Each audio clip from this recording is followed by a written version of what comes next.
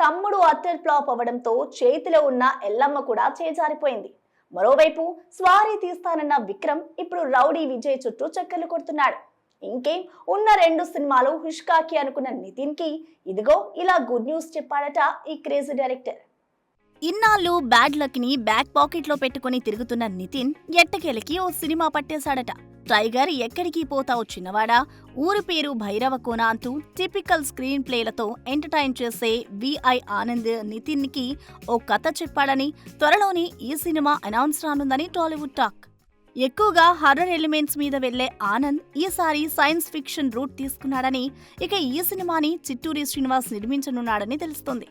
ఏది ఏమైనా చెక్ నుండి తమ్ముడు వరకు వచ్చిన వరుస ప్లాఫ్లకి ఈ సినిమా అయినా బ్రేకులు వేస్తుందో చూడాలి.